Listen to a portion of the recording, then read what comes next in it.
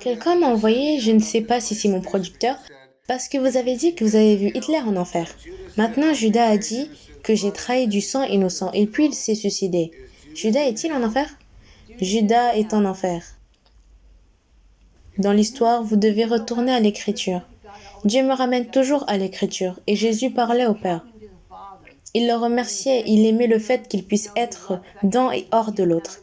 Il a dit, Père, j'ai tout ce que tu m'as donné, sauf le fils de perdition, qui ne peut pas aller au paradis. C'était Judas, parce qu'il lui a donné les 12 disciples. Il a dit que j'ai tout ce que tu m'as donné. Il parlait des disciples, à l'exception du fils de perdition, qui était Judas.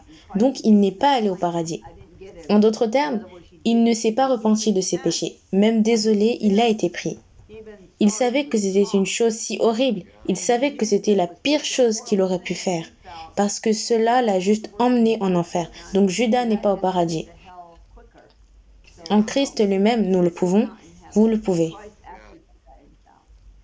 Je ne l'ai pas absolument, mais je pense que quand Jésus a prié en disant « Je n'ai perdu que le fils de perdition » qui était comme dans Jean 14 ou 17, était-ce quand Judas ne l'avait pas encore trahi? Oui, il savait ce qu'il y avait dans son cœur, d'accord? Je veux dire, il savait qui il avait perdu. Il était totalement le fils de Dieu à ce moment-là. Il savait aussi qu'il s'était retourné contre lui. Il savait déjà que c'était dans son cœur. À partir du moment où il a ajouté Judas, il a pu voir tout ce qui est dans son âme. C'était quelque chose que le Christ pouvait faire. Il connaissait les pensées et les intentions du cœur de Judas. Et son cœur était tromperie. Il a volé une partie de l'argent de l'offrande. C'est pourquoi il voulait s'assurer qu'il apportait l'argent. Donc il était malhonnête dès le début. Il était mécontent, il parlait parmi les autres, à quel point il était mécontent des choses que le Christ faisait. Il voulait qu'il soit le Fils de Dieu pour tous, pour que tous soient beaux.